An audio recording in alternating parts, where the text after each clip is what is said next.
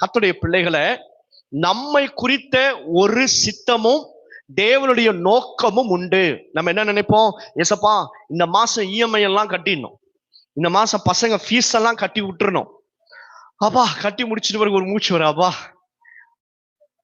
எல்லாம் என் பிள்ளைங்களுக்கு கல்யாணம் நடக்கணும், என் பிள்ளைங்களுக்கு இது நடக்கணும், அதை நடக்கணும், எனக்கு இதை நடக்கணும், இதெல்லாம் நடத்துட்டு அப்பா முடிஞ்சு புஷ் அப்படின்னும். ஆனா என்னைக்காவது நீ முழங்கால் பண்ணிட்டு, ஆண்டவரே என் வாழ்க்கையில உங்க நோக்கம் என்ன, உங்க சித்தம் என்ன, என் வாழ்க்கையில நீங்க என்ன செய்யணும்னு நினைக்கிறீங்க அப்படின்னு என்றைக்காவது நீங்க கேட்டது உண்டா? கேட்டது மட்டும் கையை மேதாமன்னு சொல்லுங்க. ஆமா. கேட்கலன்னா இன்னைக்கு கேளுங்க. கேட்கலன்னா நம்ம என்ன நினைக்கிறோம் அப்படின்னா, நான் பிறந்துட்டேன், வளர்ந்துட்டேன், கல்யாணம் கட்டிட்டேன், பிள்ளைகளை பெத்தாச்சு, இப்ப அதுங்களை வளர்க்கணும், அவங்க முடியணும், அவ்வளவுதான், வாழ்க்கை முடிஞ்சிச்சு. அதல்ல. கர்த்தர் நம்ம மேல ஒரு நோக்கத்தை வச்சிருப்பா. கர்த்தர் நம்ம மேல வச்சிருக்கிற நோக்கத்தை நம்ம கர்த்தரிடத்துல கேட்டு பெற்றுக்கொள்ளணும். பாருங்க, நான் அடிக்கடிக்கு சொல்லுவேன், நம்ம பிறந்த அந்த குடும்ப வரிசையில ஒருவேளை யாருமே இயேசுவை அறிந்தவர்களாக இல்லாமல் போயிருப்பாங்க.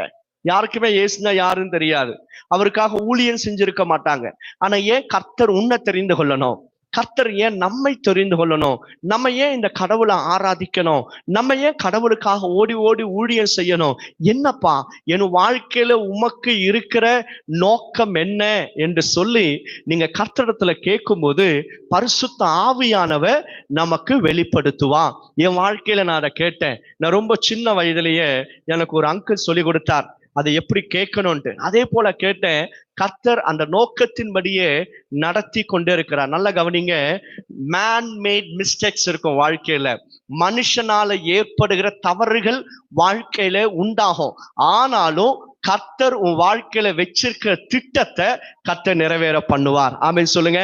ஆமென். நீங்க வாழ்க்கையில எப்படி கர்த்தர் உங்க மேல வச்சிருக்கிற நோக்கத்தையும் அந்த வெளிப்பாட்டை எப்படி பெற்றுக்கொள்ளணும் என்கிறதுக்கு ஒரு சில காரியத்தை நம்ம இந்த காலை நேரத்துல கவனிக்க போகிறோம். முதல்ல என்ன அப்படின்னா, உபவாச ஜெபம். வாய்ந்து சொல்லுங்க, உபவாச ஜெபம். இந்த மனுஷன் பெரிய படிப்பு படிச்சவன், சவுல் சாதாரணமான ஆள் இல்ல, நியாயப்பிரமாணத்தை எல்லாத்தையும் கரைச்சு குடிச்சவன், இஸ்ரவேல் இஸ்ரவேலின் கோத்திரத்துல பிறந்த ஒரு மனுஷன், அறிவாளி, புத்திசாலி, அனுபவமிக்கவன். ஆனாலும் பாருங்க, இயேசுவை குறித்த வெளிப்பாடு இல்ல. அப்படி இருந்துச்சு அப்படின்னா இவனை குறித்து எனக்கு தெரிஞ்சிருக்கும். அப்ப முதல்ல நமக்கு யாரை குறித்து தெரியணும் அப்படின்னா, நீங்க எந்த அளவுக்கு இயேசு யாரு, தேவன் யார் என்கிறத அறிய ஆரம்பிச்சீங்கன்னா, நீங்க யாரு, உங்களை கொண்டு கர்த்தர் என்ன செய்ய போகிறார் என்கிறதையும் உங்களால புரிந்து கொள்ள முடியும். ஆமென் சொல்லுங்க. கையை மேல ஆமென் சொல்லுங்க.